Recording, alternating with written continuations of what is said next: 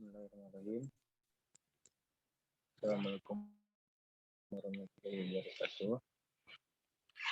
Nama saya Ganda Irawan, NPM G1C 190503.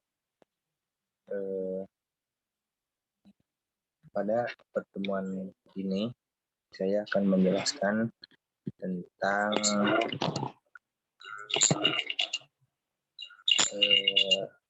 mata kuliah kewirausahaan yang kebetulan dosen pengampunya yaitu Bapak Denny Mudian PD, dan di sini saya akan membawakan materi tentang struktur organisasi usaha.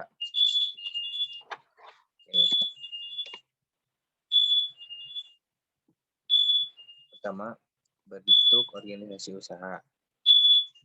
A. Pengertian manajemen dan organisasi. Setiap perusahaan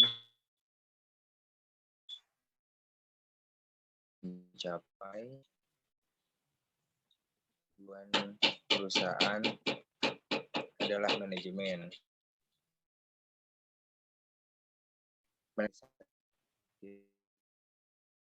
Satu sama lain bagian organisasinya. Manajemen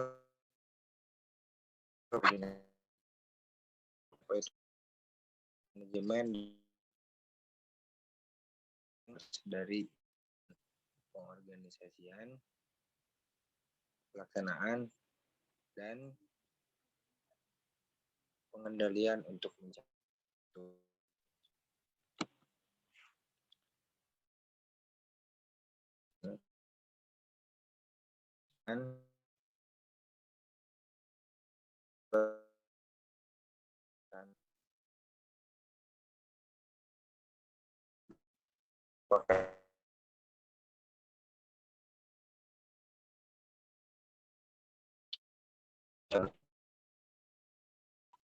manajemen.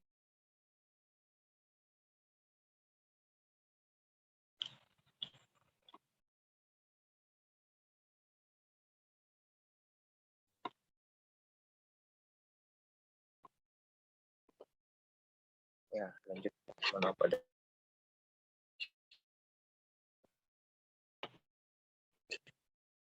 Planning.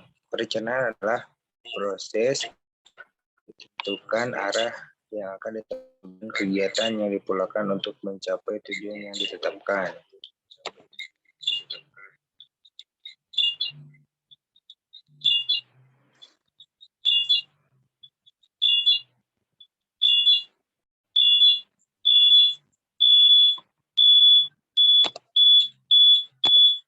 Yang kedua, organizing.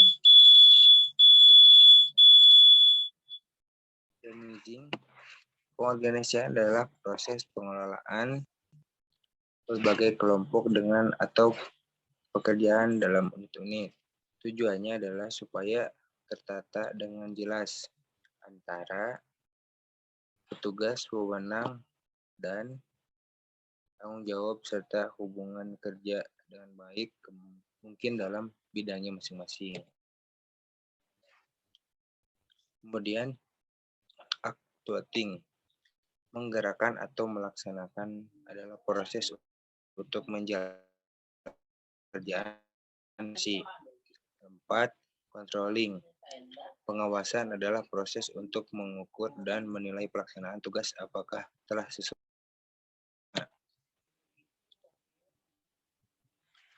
Kemudian jenis dan bentuk organisasi.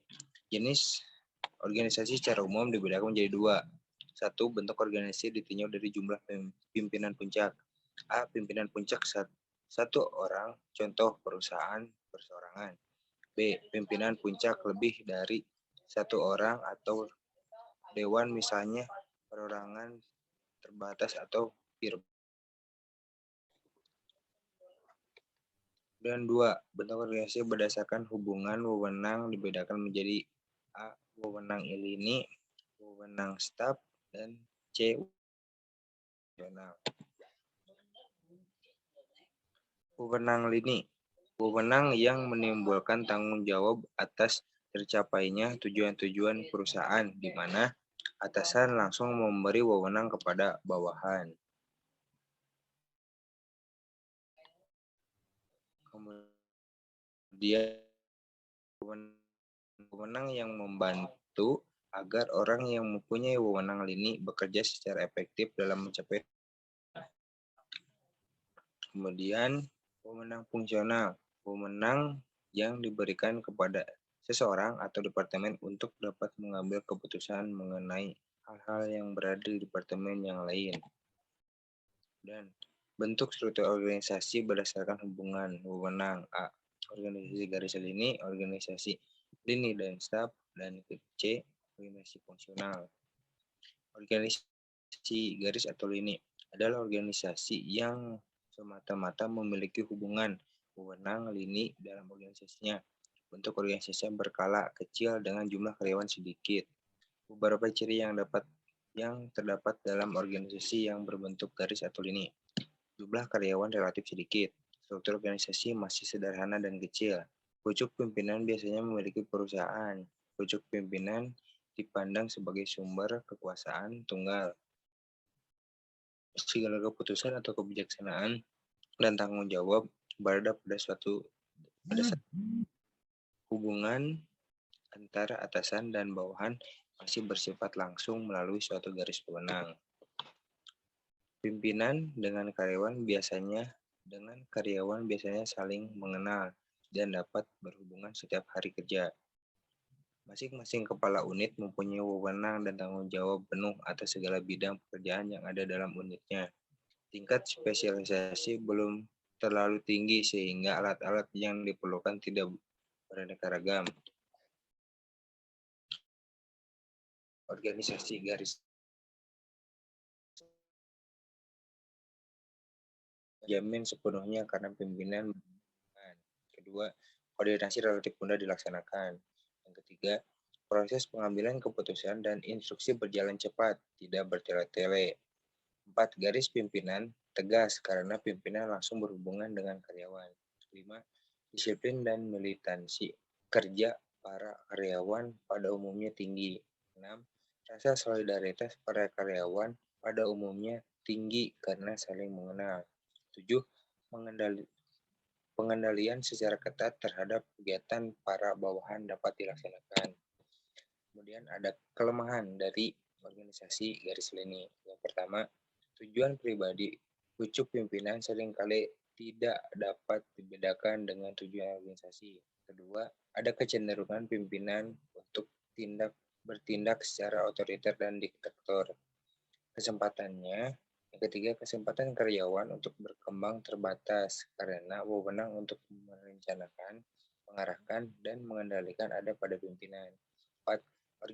Organisasi secara keseluruhan terlalu bergantung pada suatu orang sehingga kalau pimpinan tidak mampu atau berhalangan, organisasi terancam kehancuran. Kemudian ini salah satu contoh dari organisasi ini ya, direktur, manajemen langsung kepada anggota. Jadi apa yang tadi jelaskan di atas tadi, jadi gampang mengenal dari anggota kepada atasan atau direktur karena sedikitnya karyawan. Kemudian organisasi lini dan staf. Dalam organisasi lini dan staf terdapat kesatuan komando terutama dalam hal pelimpahan tertinggi pada unit di bawahnya dan berlangsung secara vertikal. Kemudian dalam organisasi jenis lini, wewenang staf dibagi menjadi 2 kategori sebagai berikut. 1. Staf ahli, spesialis staf, terdiri dari 4 jenis. Pertama, staf penasihat, advisory staf, service staf, staf pengendali, kontrol staf, staf fungsional staf. Yang kedua, staf pribadi, personal staf, meliputi 2 jenis. Yang satu, membantu atau asisten, kemudian staf umum, general staf. Dan ciri untuk mengenal organisasi lini dan staff. Jumlah karyawan relatif banyak. Organisasinya besar dan bersifat kompleks. Hubungan antara atasan dan bawahan tidak bersifat langsung. Pimpinan dan karyawan semuanya tidak begitu saling mengenal. Kesatuan perintah tetap dipertahankan. Setiap atasannya mempunyai bawahan-bawahan tertentu dan setiap bawahan hanya mempunyai seorang atasan langsung. Kemudian inilah ciri mungkin dari lini dan staf ya susunannya. Manajer kantor, arsip atau ekspedisi, tingkat pengadaan. Jadi adalah sebagai contoh ya.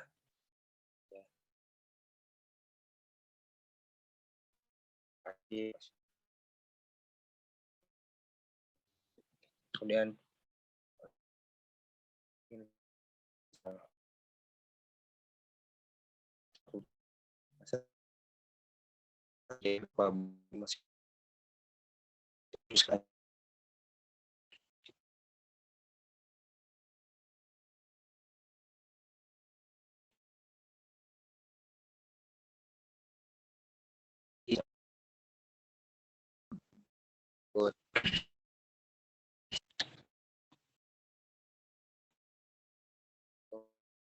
tugas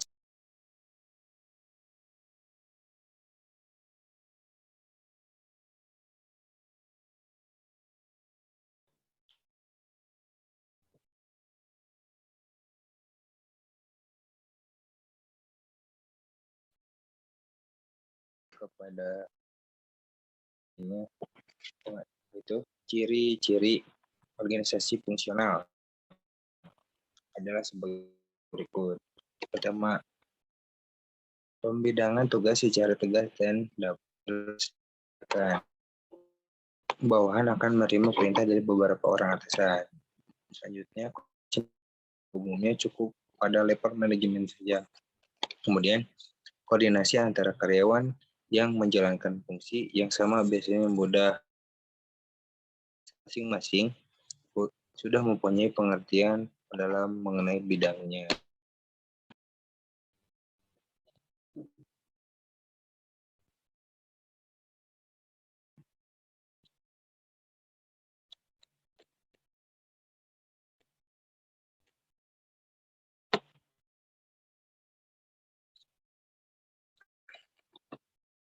Kemudian, pertimbangan penentuan organisasi. Pertama, tujuan dan bentuk badan usaha perusahaan. Kedua, jumlah tenaga kerja. 3, jumlah aktivitas. 4, fleksibilitas. Dan 5, efisiensi. Kemudian, ini adalah salah satu contoh ya dari organisasi dari ya cukup banyak ya untuk ini karena mungkin dibagikan pada bidangnya masing-masing. Terima kasih. Itu saja mungkin yang bisa saya sampaikan. Mohon maaf apabila ada kekurangan kata ataupun hal yang lainnya. Sekian dari saya. Terima kasih. Wassalamualaikum warahmatullahi wabarakatuh.